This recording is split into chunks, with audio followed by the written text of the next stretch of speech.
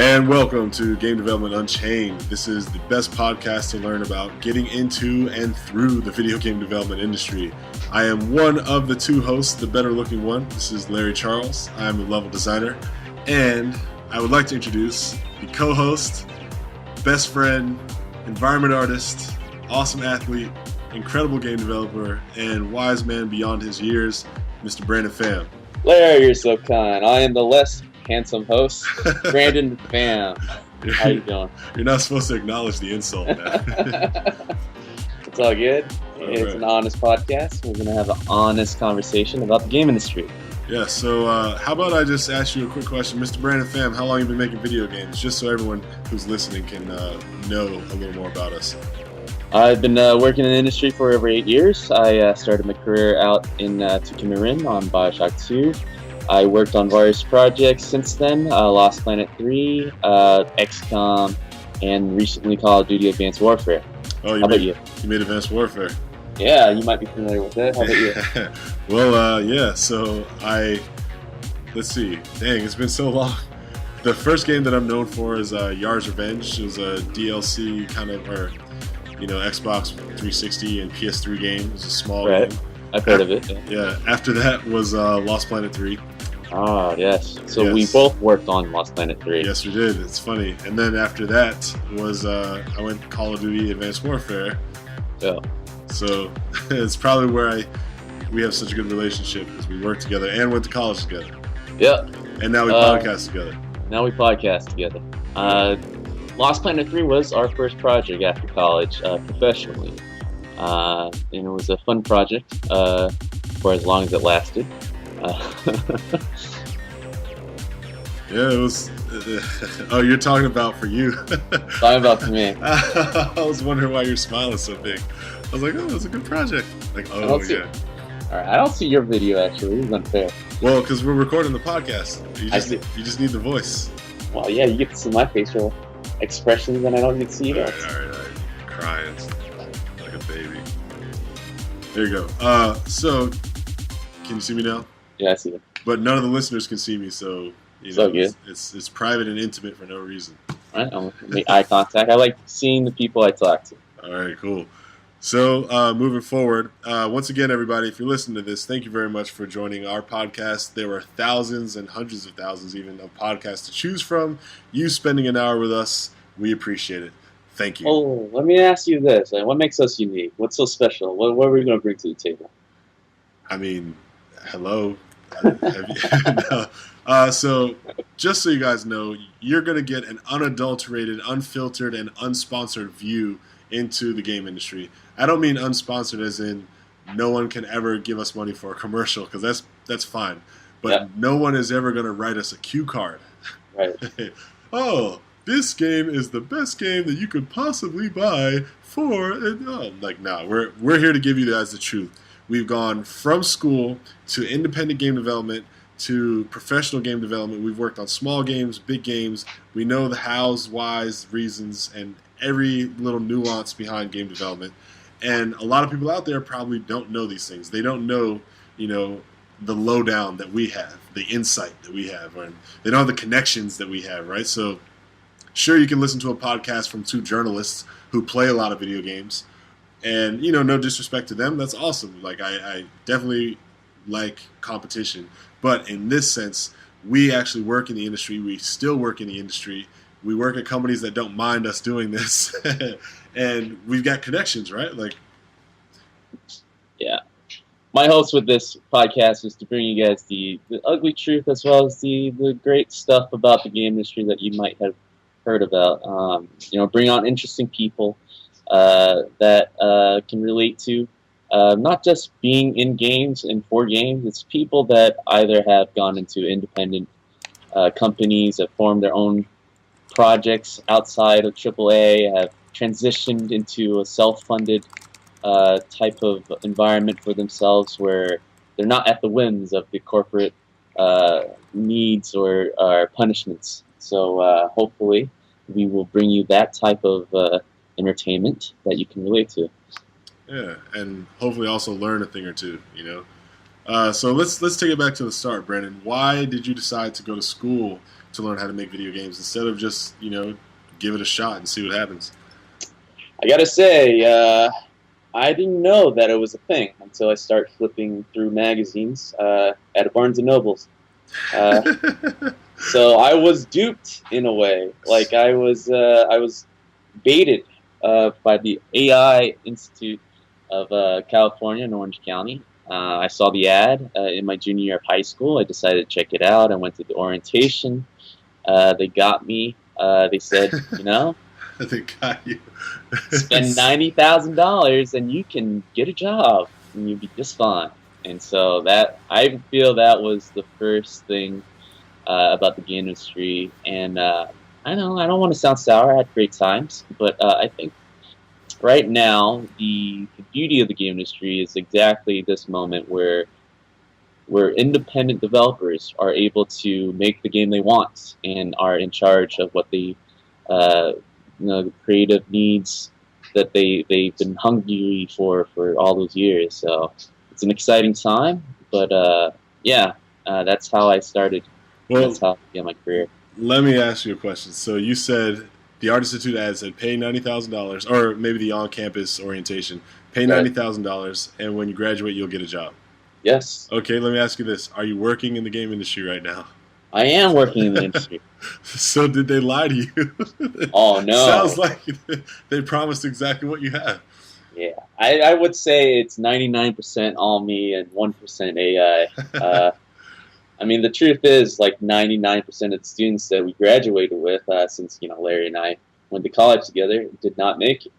They're still looking for jobs.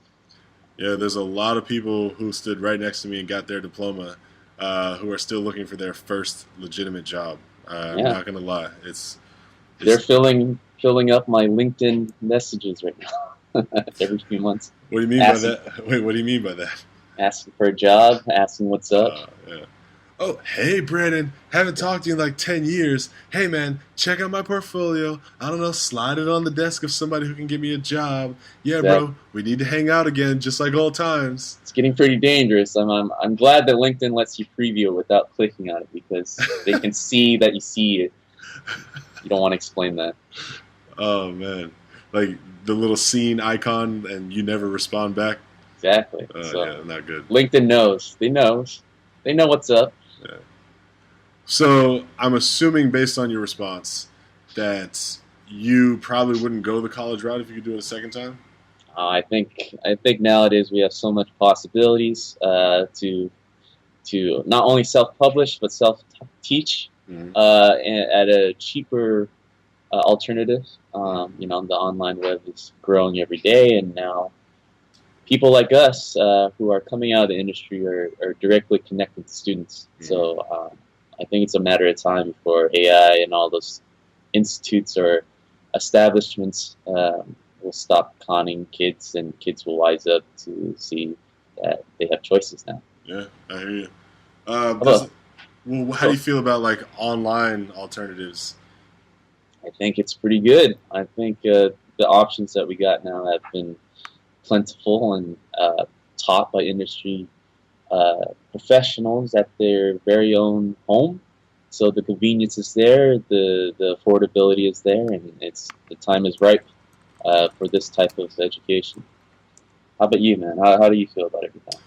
So I'm about half and half, right? Like, I definitely know that I paid a whole lot of money to get this bachelor's degree in video game art and design. Yeah. And I know that I did a whole lot of work getting myself good at level design and, building on my portfolio and my network. But I can't say that I was without opportunity that I wouldn't have had if I didn't go to AI. Like, meeting some of the career service advisors who've been so adamant in trying to help me get placed when I first started, and being so close in proximity to all these video game developers. Now, granted, I could have done that just by moving to California, but I feel like having the safety net of the school allowed me to meet like-minded individuals in person, like build actual real relationships with potential future video game developers, and just kind of go through like a shitty struggle with people who were going through a shitty struggle at the same time. Like, it's one thing to see a bunch of names on a website who are like students with you, versus like, hey, like this is Adam, this is David, this is Mark. We are in this concept art class together, suffering, all staying up till 2 a.m. trying to get this homework done. Right. So I'm on the fence. Like I think having an in-person education, especially in the video game industry, is awesome. The way that it's currently being done, terrible. Yeah. I look at it like that. I feel like the for-profit, most of the emphasis is on the profit, you know? Yeah. And that's what's hurting right now. That's why 15 AIs are going to shut down, I think, because they got sued for some...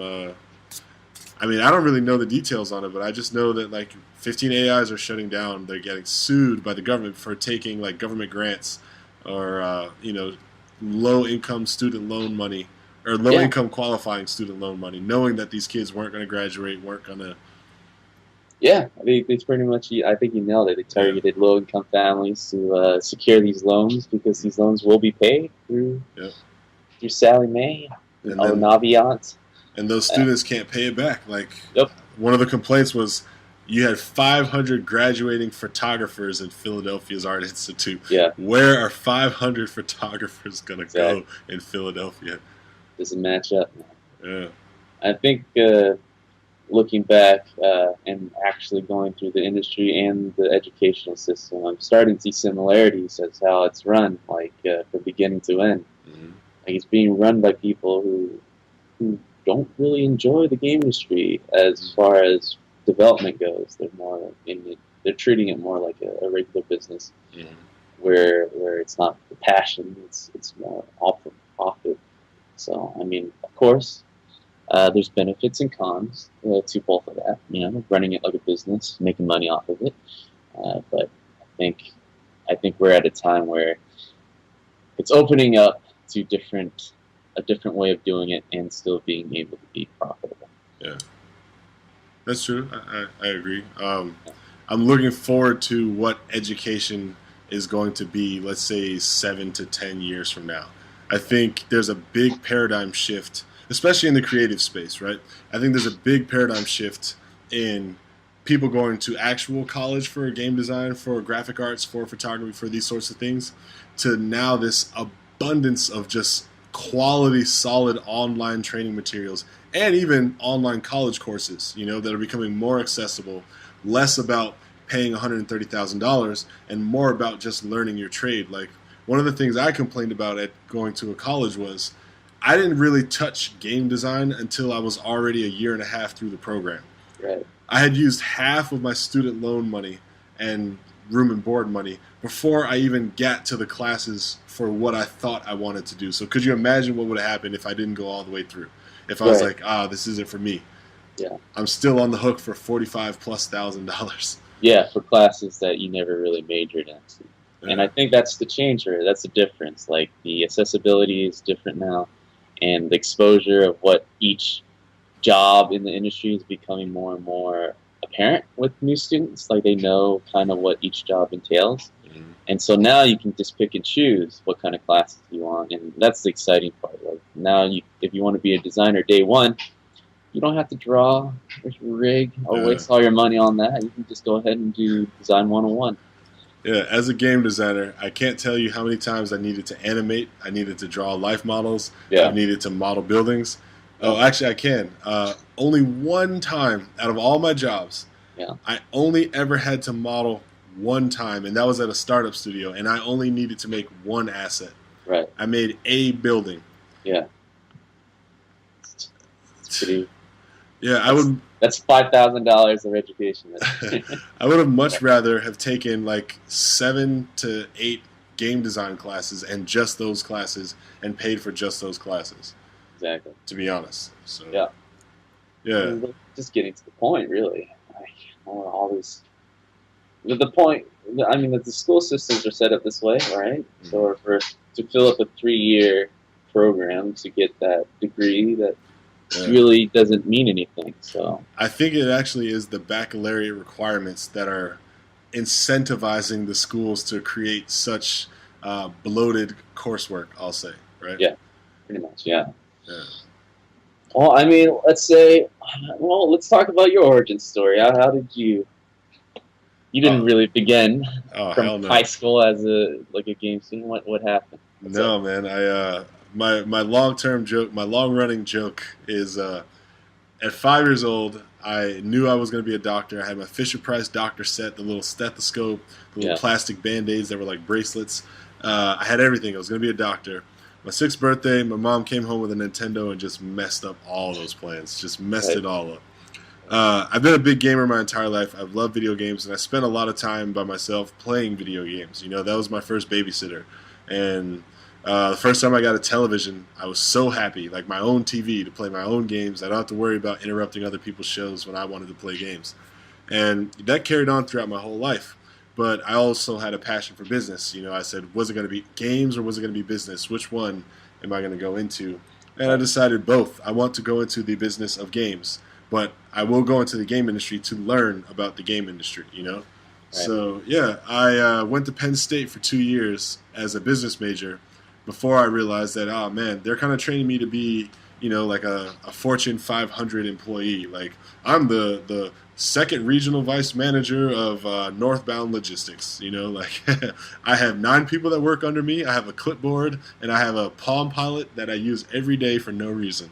Yep. You know, like I didn't want that life. And so that's when I decided to go to art school to make video games, and dropped out of Penn State 2nd year through. And I went to the Art Institute of Orange County, and that was probably one of the best decisions I've made in my life, regardless of the expense. The people that I met, the relationships that I formed, the networks that I was able to build and also be a part of, the experiences that I got just moving to California ahead of time as a student, learning the area, kind of getting set up and established while I was still under that, you know, safety net of a learning environment, right, where you have your rent paid, you have all your classes to go to, you have a very kind of structured, simple life so long as you have the discipline. And then once that was done and I got a job, it's like, oh, cool, I get to move to Irvine. Or, oh, cool, I get to move to Los Angeles. Like areas that I already knew, that I was already familiar with because I moved out to California. But yeah, that was it for me, man. I haven't looked back ever since. Once I graduated from school, it was just trailblazing, you know, as a designer. So good stuff. But yeah, I think we have really cool stories, but like the people listening now, right? Like we're putting this podcast together because we aim to demystify what it's like to be in the industry. What kind of things do you think a episode 1 podcast about getting into the game industry, staying in, navigating, and you know the who's who of the game industry, everything that we're going to bring to the table? Can you think of something just off the top of your head? This is a challenge. Can you think of something off the top of your head that was like day 1 golden nugget notice or knowledge? Like you can go back to Brandon Pham graduating this day. Like, yeah, you just got your diploma. What would you say to him first? Don't do it. That's pretty much it. Don't do it. So my first game job was my real first job of anything. Like I worked at Quiznos for a month while I went to college, and then I pretty much spent the whole college working in the school library. So it's not really a job. So my first real job is when I went over to Tucumán, worked on Bioshock 2. And, I mean, things were true. Like, the things that our instructors or people in the industry was saying was true. Like, there was foosball table, there was food. It was a very loose environment. You know, you would get free games every week, you know, and buy the boxes.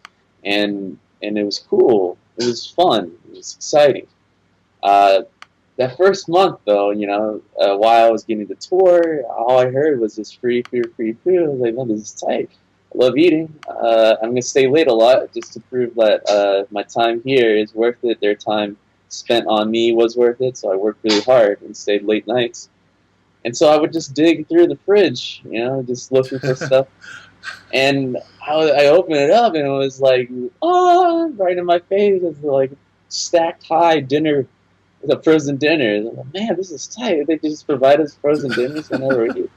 So I ate frozen dinners pretty much every day for that first month until like the last week I started noticing, man, this is getting pretty late. Like they need to start refilling these frozen dinners. And then as I closed the door, there was a note on the fridge that says, "Whoever's taking my dinner, stop." Motherfucker, like pretty cussed out and mad. I was like, oh shit. I've been eating someone, obviously I've been eating someone's dinner. And, with that, I was very embarrassed. I looked around to make sure no one that saw me, and I looked at the box that I already took out, and it's like kind of like a send off. I finished that one. There was no point putting it back in. I already opened up the wrapper. Yeah, you already, if you're on thin ice, you may as well dance. I got away with it. That's the moral of the story. Well, no, you didn't, because you just snitched on yourself. Yeah, but I'm sure that guy doesn't know who I'm talking about. I'm fine. You're continuing to snitch on yourself. But that's the first thing I remember when I started the new job. Like, that defined how noobish I was, how exciting it was, how funny the experience was, and creative the whole process. Just moving to a new place, starting your new life after college, and things coming true. I mean, it was very fortunate that I found a job after graduating, and I was thankful to work on such a cool game afterwards too. I mean, what's the first thing that you think of after graduating college? Yeah, if I could go back to me graduating, diploma day one, the first thing I would tell myself is to save money. Hands down. That would be the first thing I would tell myself. That's true. Like, keep going. No, people can't see my hands, but just pretend you can see my hands.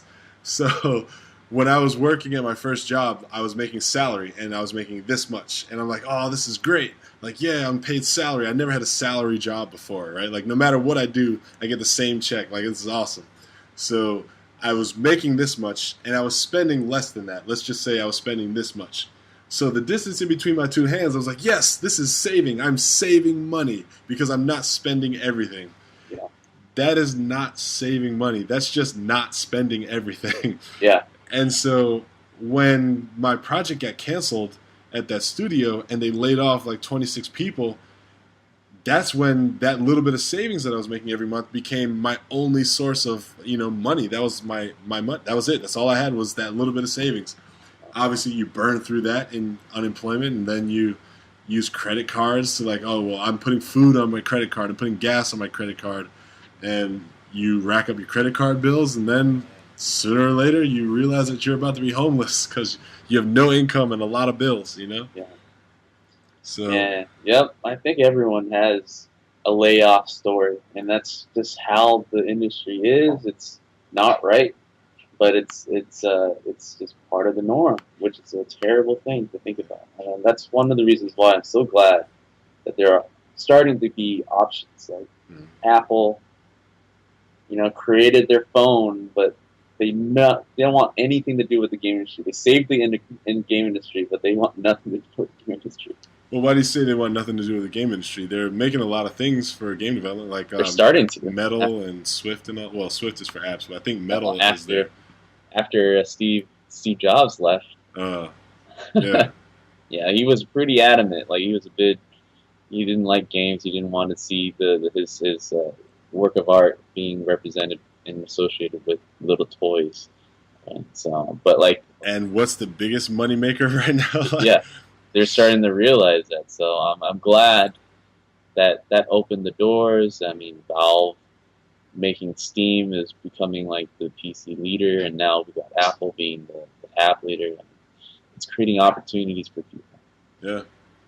Well, we need to see more of that. We need to see more safe havens for industry talent, because like one of the things I will say about the game industry, and I know that you can vouch for this, is like it's no country for old men. Right.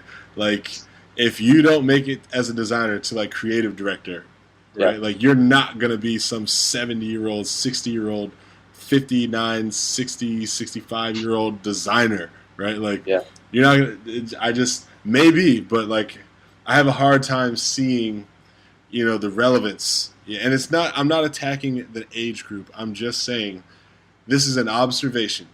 Yeah. Out of all the companies I've worked for, I have not seen designers past a certain age. I'll just say that, right? Something just happens. Yeah, exactly. Like they take them out back and they introduce them to their retirement plan. Let's touch on that, right? Like the burnout rate is now no secret. Mm-hmm. Like game industry churns out a lot of developers. Mhm.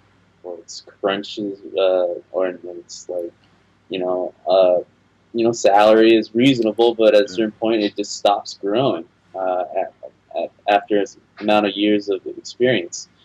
Um, I mean, that's something I would love to talk to you about. Like, how do you feel? I haven't met anyone past 50, like in any discipline. Like the Yeah. oldest I've met is around 50, and I don't think that will last any longer. I mean, the young talents are coming in; they're going to be cheaper. Yes, that's the They, biggest problem. yeah, That's what I was waiting for an opportunity to talk about when you brought up salary is yeah, the idea that, and it happens in corporate America just like it happens in the game industry now.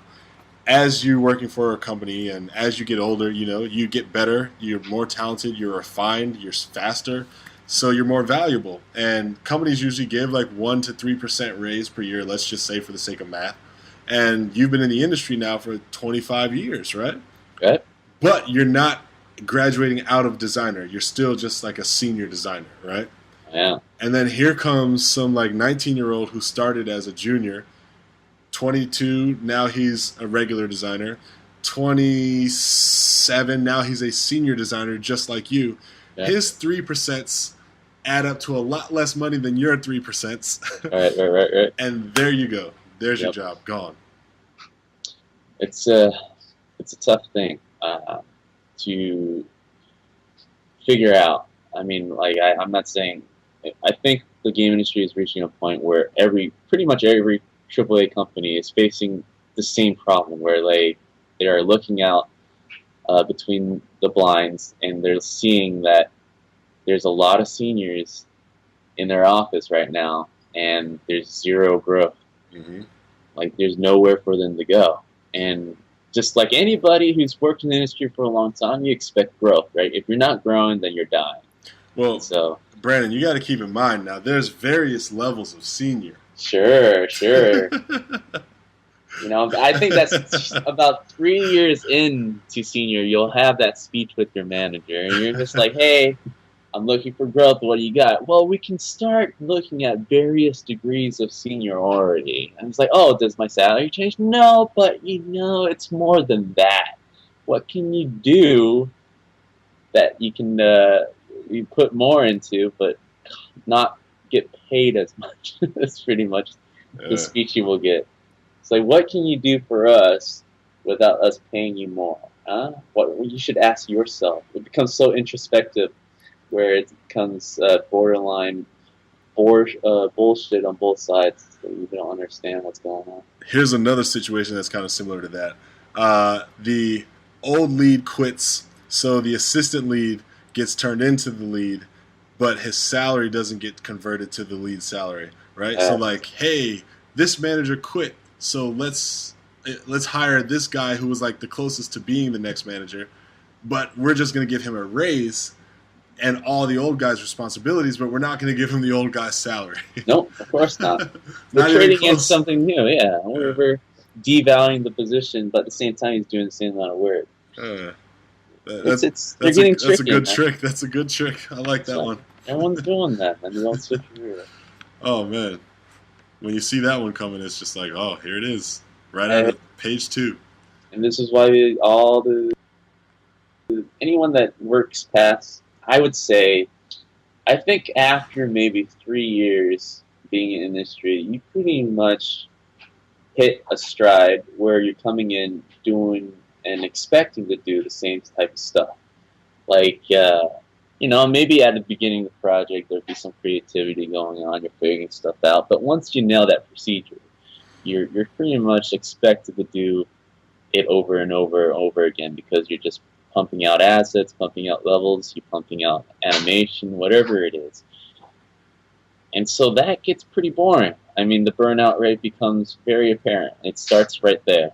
Like, if you don't see any growth in your position, in your salary, you're told to crunch more, you're spending less time, you're starting to have family, right, as you progress through your 20s and 30s. And you're starting to face a problem where your salary isn't growing, but the members of your family is. and you're just looking at it, it's like, how long can I really do this? Like, I can't really picture myself at a company or a AAA company and be able to say 65. Like like your talks with your managers becomes more and more interesting in a way where they're running out of things to ask you. Like, what's your 5-year plan is a popular one, and that's going to suddenly turn to 2-year plan because most companies don't last past 2 years on average. AAA studios especially are closing in left and right as development costs goes up. So that's just a problem that's going to explode upon itself.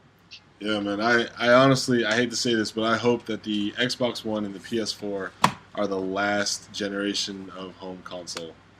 Me personally. Yep. Because it's just a bad way we're going about it. Yeah. You can't up the system and expect the same amount of money and pump more people. You're just putting more risk onto the project by doing that. You can't. The system's getting better and better, more powerful, stronger. It requires brilliance. It requires talent. It requires effort in order to make the top level quality on that system. So therefore, studios have to hire more people, and you have to train more people, and you have to get bigger everything and bigger and better everything. And if your game does not sell, there goes your whole entire studio. It's a sad picture, but it's happening so often. Like when I think about the jump that we made from PlayStation 2 to PlayStation 3, the graphics fidelity just shot up, and I was like, oh, this is great. Look how cool everything is. Oh, man. But the team sizes also grew exponentially as well. You had a 40-person team turn into a 100-person team. And then PS3 goes to PS4, and you have a 100-person team turn into a 300-person team. I'm talking like big games, like Advanced Warfare, right? Like we're talking the first Call of Duty game. Did you see the team size being 300-something people, not including outsourcing and all the other like freaking overseas stuff, translation, and all the companies that they work with? Like, I bet you like almost 500 names probably roll across the credit screen from a big AAA game, like of all levels of titles and job responsibilities. You go back to PlayStation 2, you don't see 500, you see 60 maybe. 60, yeah. And look at that, like 60 people made a Call of Duty game, and they probably sold like the same amount, like 30 million copies, around $50, same price. And then you blow it up to nowadays when we have a team like 200, 250. Costs just the same. So what happens, right? Well, the bonuses are smaller, right? Things like that are not going to be equal. And with the team growing in that size, you're more segmented into staying within your lane, right? So your job becomes more and more repetitive because we have more and more people. Because more and more people means the game will ship faster. And so the individual is just going to be stuck doing the same thing. There's no room for growth because it's cramped. It's a cramped space. Just keep your head down and finish the game. What's you complaining about? Yeah, exactly. You bring up a good point. I hate magic management math. Yeah. I think you know exactly what I'm talking about. For the audience, let me explain. Magic management math is, for example, when you ask somebody, hey, are you a chef? And he says yes. And you ask, how long does it take you to cook a pancake? And he says, it takes me exactly 4 minutes and 30 seconds to cook a pancake. And then you use magic management math and you say, so that means if I have 2 chefs, it's going to take 2 minutes and 20 seconds to cook a pancake. Oh, man, if I have 3 chefs, it's going to take... It's a crazy problem, dude. It doesn't work like that, so... Never works like that. Never. And I'm not saying that that's what producers do. I'm just using that as an illustration as to why you can't just blow up the expectation and not think that the team size needs to grow with those expectations. Well, that and the more bodies you throw into it, the more you devalue the individual. Right?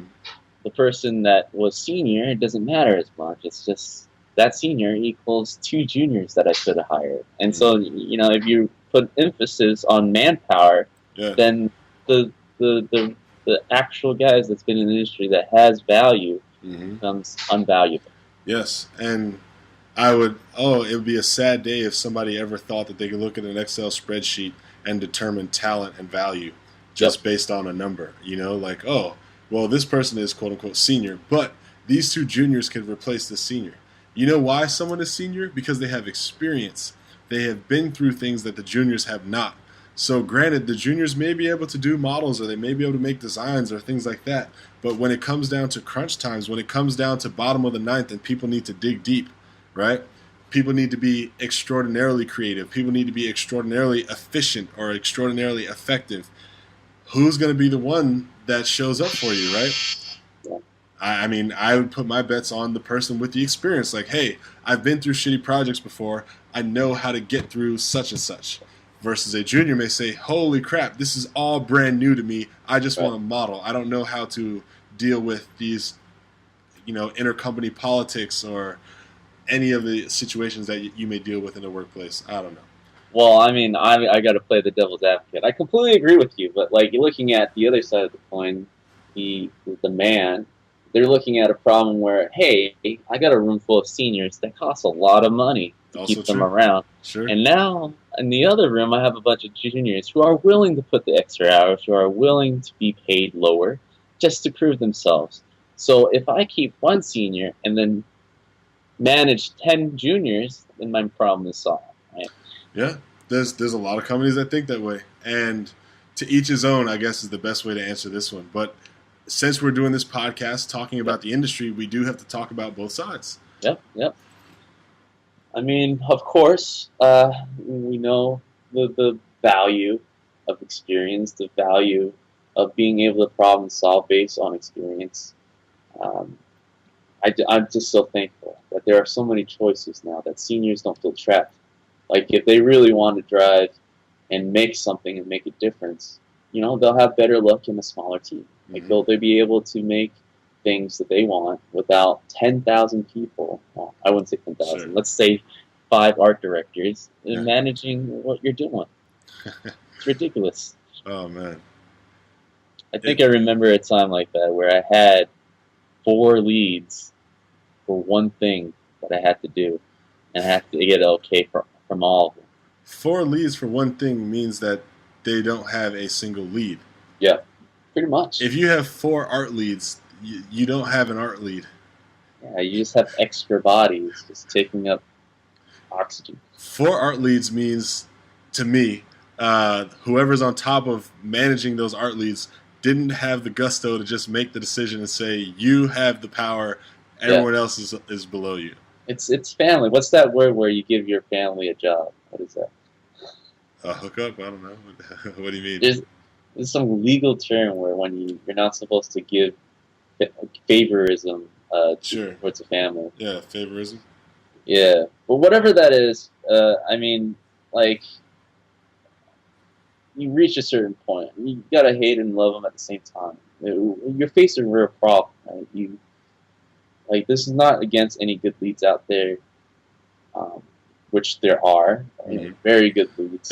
There's at least 3, man. Yeah, at least 3. At least 3. Yeah, I can count on. I'm just kidding. I'm just kidding. What I mean is, like, there's more bad leads than good leads, in my opinion. Just based on my own experience. Do you you really believe that there's more bad leads than good leads in the whole industry? Oh yeah, of course. How does something like that happen? I don't know. Maybe because of all this bullshit. You got to learn how to sling some to receive some. Like I think at a certain point, you got to have to start lying to yourself. So management never want to solve the problems that we are talking about. Like it's a clear problem, but they have meetings. They have meetings so that they don't solve it right away, but they can somehow figure out a way to make it look like they're solving the problem. And I'm sure audience out there have seen a walker or walking by right now in a meeting room, and you can just see gestures being made into the thing. But 6 months later, the same problem are still there. Now, I feel that I can agree on that. Yeah, and it really just comes down to they don't want to solve the issues within the studio, like the issues that there's no reason why, which I mean there are, but too many people are taking breaks throughout the day who usually walks in twos. And we've been through this anytime. We worked through companies twice, right? Yeah, I know exactly what you're about to talk about. Yeah. Pretty much any time we have a team meeting, just groups of twos and threes just start leaving and having these walks around the block. It doesn't even matter where you walk, you just keep on walking. Sometimes you just like walk around the longest path just because I didn't finish what I was going to say, and you're here to listen to what I'm going to say, so that's about 2 more blocks of conversations. But it's just one of those things that it's understood among our colleagues, but management, I don't know, they kind of like in their own world sometimes. I feel like they don't want to believe that they're bad guys, and this is the thing I learned about bad guys, right? And I'm not saying they're not burning babies or anything. I'm just saying, well, the bad guys in quotations of a studio, they never really see themselves as the villain. Yeah. I will, addressing just leads and like bad leads. One of the things that I can say is management is actually a skill. Like being a good leader versus Definitely. a boss, there's a difference between a leader and a boss, right? Oh, definitely, yeah. And not talking about those. No, sure, but I mean, like those words may get used interchangeably, but they are not synonyms. Yes. There's vast differences between leader and boss.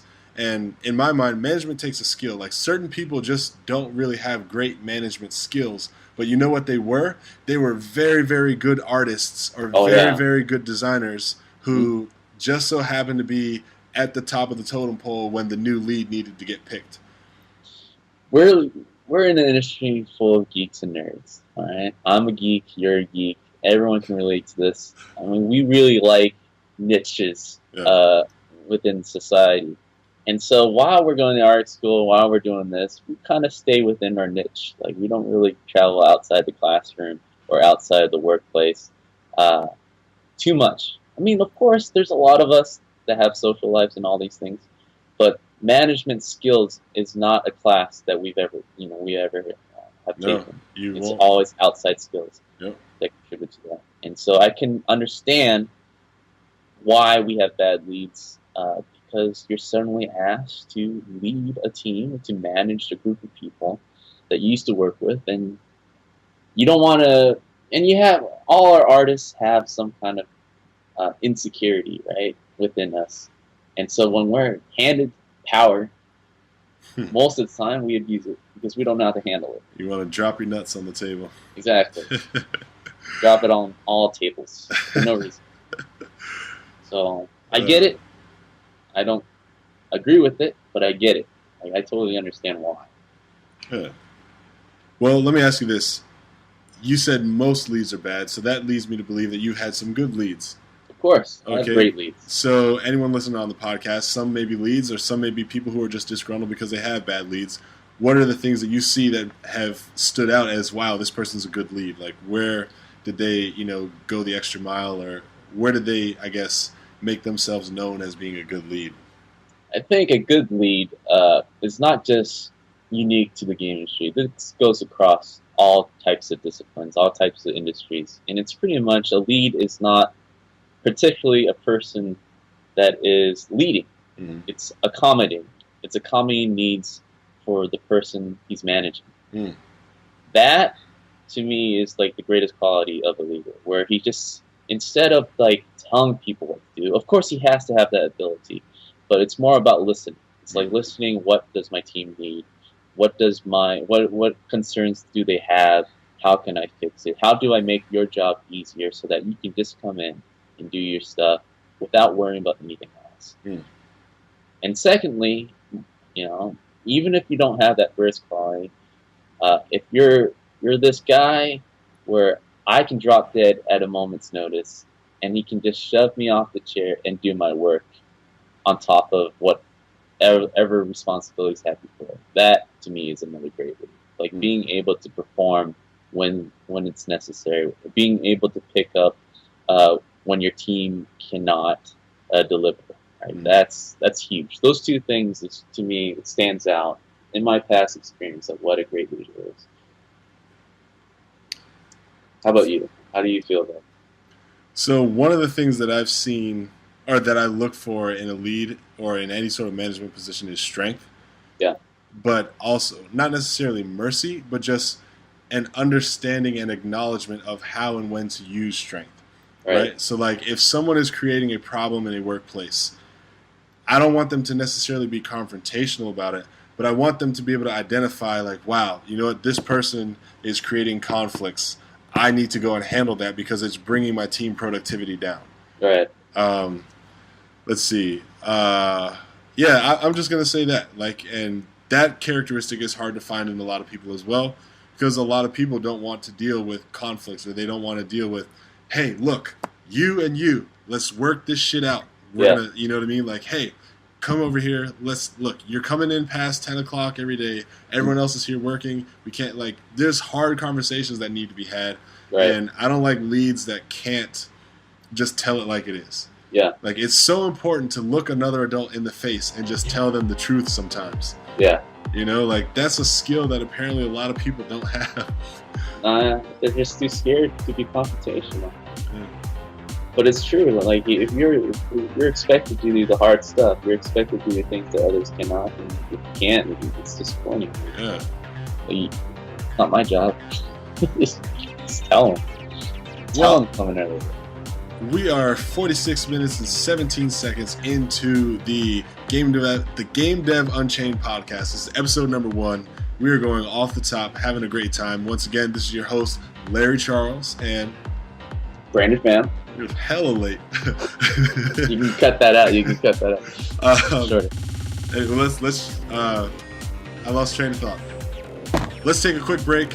We're going to run a commercial. We will come right back and close out the podcast. We just want to thank everybody for watching.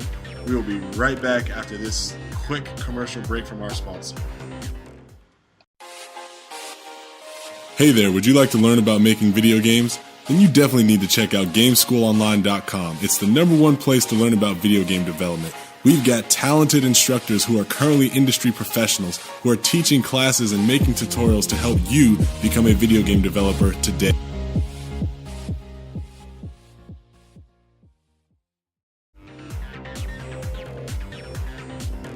Okay, welcome back to the Game Dev Unchained podcast. Once again, this is your host, Larry Charles, and Brandon Pham. Boom. Much better that time. And we're going to bring it home with one last quick topic. I think I would like to end it with, how do you make friends in the game industry from people you don't know? How do you... So, like, that's a terrible question. You having problems with this, Larry? What I'm trying to say is there's new people watching this podcast who are probably going to be going into the game industry for the first time, right? Yeah. You're going to be working with multiple types of personalities. Now, whether or not you like these individuals, you still have to work with them. So the question that I failed miserably at trying to ask is, how is it that you can get to work with different types of people that you may like, people that you may not like, and still get things done, still work as a team? What's your take on that? I will draw from my own experience, but I've seen it done this way as well. As soon as you start a new job, it's the things that you do outside of the job that actually creates better friendships, in my opinion. Like, just sitting there, you can ask about techniques and stuff, but it's the time that you go out on lunch, or you go out and play basketball, or you ask to hang out after work. Things like that, just normal things without pushing it and making it natural, has been effective. Like, just don't try too hard, and don't be weird, because that can go a long way, and it will follow you. As far as trying to leave a company, and then between both of us, like, we have stories of people. Like legends that we've heard. That could be its own podcast. We should probably do that. Just like, we can do a whole podcast of stories of people that we've heard and we've met. Like, I would be 5 years hearing about a story, and I finally would meet them just because how small the industry is. You finally would work with someone like that. Yeah. And it's just funny. I'm still waiting to meet your buddy Sandwich. Yeah, I know it. His name has been changed to protect the innocent, by the way. I'll take a stab at my own question, too. So when I think about working in the game industry, there are people you will like and they'll be easy to work with, but sometimes they may be too easy to work with. You may find yourself too excited to talk to an individual or to share stories and fun and be around certain people where you could let your work slip, right? The trick is, don't do that. Right. Find time, like you said, outside of work to develop those encouraging relationships. So like yourself and I, right? Like we're the best of friends, and I was in your wedding and you will be in mine, right? Like we're a dynamic duo. I can't think of a time where either one of us has ever overindulged in the friendship while at work. You know what I mean? As easy as we could have just spent all day talking and laughing and stuff, we always make sure that we had maybe a quick little 30-second, 1 minute, 2 minute talks during the workday, take breaks when necessary, but we got our stuff done. That's the easy part. The hard part is when you work with or near someone that you actually don't like, right? Like, I think we've observed this from both perspectives. Like, I've seen people come up to you and talk to you for like an hour. I would just laugh. With people you don't like. It's the funniest thing. Thanks for just sitting there laughing at my misery. I appreciate that. Oh, we'll talk about this sometime. We have stories about that too. So I will just say my tactic for handling people I don't like is I have faith in human resources and protocol. So in the event that somebody treats me wrong or that somebody oversteps a boundary, I know that I don't necessarily have to go into explicit detail to handle the situation myself, right? Like if I'm ever wronged, I can bring that grievance up to the proper channels, know that I voiced my opinion, and then they can handle it behind the scenes, right? Like you can't always just get in people's face and tell them, look, you bother me, this and that, right? Because some people can't handle that type of thing. Some people would then look at you as the aggressor, you know, especially, and I'll just say it, I'm a big African-American individual. Yeah. I hate that it's this way, but I have to be very careful how I communicate with people because it's so easy for people to paint a negative picture of me. Oh, I see it. I see it all the time. Very easy. It's very easy for them to just say, Larry did this and that, and the story is believed. Sometimes I do it for fun, and they believe me. It's crazy. So yes, I actually, if I know that I'm working with somebody who I don't get along with very well, I know that there's systems in place that will handle grievances if they occur. But two, I also respect the fact that this person is considered a professional, right? Yeah. So even if I can't stand him and he can't stand me, if we have a deadline, I hope that I can trust in his own ability to want to survive, that he's going to do his job. Yeah. And if he does not, or if she does not, then if it gets to a point where like the whole team is being brought down, like someone's not pulling their weight, so therefore the whole team is losing, or at least a noticeable amount of my team is losing, then I bring it up to the lead. Like, hey, I don't know if you're paying attention, but so-and-so is not really working to the best of their ability. Right. And then you don't stab them, though. You say, maybe we should talk to him and see what's going on. Let's try to help the guy. Like, always come from that angle first, because you don't want to have yourself look like you're out to get people, right? You're expressing it as concern for the team and the individual that you're talking about. Even if you don't like them, you still want the game to succeed, right? The company still thought enough of that person to hire them, so therefore, at least give them the benefit of the doubt on the first time. Like, hey, let's see if there's something we can do to help. We can do to help. Those are both positive things in a negative situation. Versus, F that guy, he's not working, I'm going to go tattle on him in my next meeting. And then they're sitting there writing notes about you being aggressive or being, you know, not a team player or, you know. I would add to that. I totally agree. Keep close attention to the psychos. Do the exact opposite. You want if Crazy Lenny asks you out to lunch, you go out to lunch with him. You got to make sure that you guys are cool, all right? And we know the types that we're talking about at every work company. There's going to be a weirdo one that you don't know what's going to go on if you say something bad, right? If something goes off, you want to make sure you're cool with them because this is a real thing. All right, that's my warning to you. Okay. I got to ask, man, how many Crazy Lennys have you worked with? Because you have like a whole strategy like all planned out. Crazy Lenny doesn't know that he's crazy. Right? Okay. That's how I got to start with that. And every company I've been at, I've always been able to spot the crazy ones, or just making sure that I'm good, I'm safe. Like I would give them an extra high in the morning. I would give them an extra compliment when it's unnecessary. Just making sure that Crazy Lenny is happy. So just be careful out there. Like just be observant. That's really what it is. And our industry is we like working in the dark. We like being in the computer. The more time that you spend behind the computer, the better. So the exceptionally really good ones are usually anti-social in a way, where you just got to be careful. Like you just got to be careful what you say. So Larry's approach is just treat everyone nicely. Don't go confrontational right away. Seek other ways to deal with the situation. It's always the safest bet. Yeah. And the other thing is I can't go confrontational right away because I lose even if I'm the victim. Even if I'm the victim. I saw, okay, this isn't even video game related today, but I saw something that turned my stomach. So I was on Facebook at work on my second monitor, not the work monitor, the second monitor. And there was a video posted of two guys arguing. One looked like a big, heavy-set kind of like maybe like an Arab guy, or like, I don't know where he was from, maybe like kind of Persian or something. Yeah. And then like DJ Khaled, he looks like DJ Khaled. Yeah. And then the guy he's arguing with is a black guy, right? Yeah. Then they start fighting, like they're really fighting, like it's like a full-on, like really trying to hurt each other fight. And it goes on for about 2 minutes of fighting, and these guys suck at fighting. They're just like throwing hands all over the place. Right. Then the police show up to the video, right? I already know. They grab the black dude and throw him to the ground. Of course, you gotta grab the threat. Him. Yes.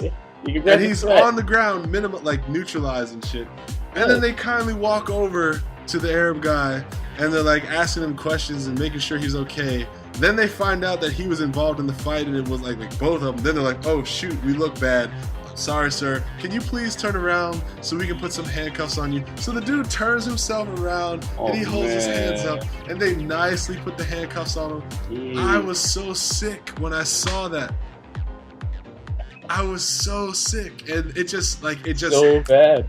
It just happened, and it's like, oh man. So I'm not saying that the game industry is racist, not in any way. I'm very fortunate to be African American and to have been as successful as I have. Yeah. And if I face racism or not, I'm not saying that the game industry is or is not racist. I just want to say, Larry, that you entering the industry, we're up 2% on black people. See? I just want to thank you. Oh my God! See, that's just yeah. You're a unicorn. You're pretty much a unicorn. There's not a lot. Oh man. They're starting to, and I'm glad. Yeah. I can't really say Asians are minorities anymore. Hell no. Are you in the game industry, man? Please. You guys started the game industry. You're talking about it. We're started. Yeah, you're the grandfathers of the game industry, man. Pretty good. OG. All right, guys. We had a great time entertaining you for this hour. Hopefully you learned a thing or two. And even more importantly, hopefully you're going to stick around. You're going to get episodes regularly from us. We want to appreciate you. We appreciate you for sticking around. And I'm going to sign out before I make any more rambled words. Brandon, take it away. Tell the good folks what they want. I'm glad you guys listened. Look forward to more episodes. We're going to talk to game industry veterans about the transitions into either independent or their journey going through the game industry, their experiences, and we're really here to learn about what we can do to fix the problem. So we're good. Signing off. Until next time, guys, make sure you like, comment, and subscribe wherever you can, however you can. Please show support to the podcast. It goes a long way. We promise you. All right. Peace.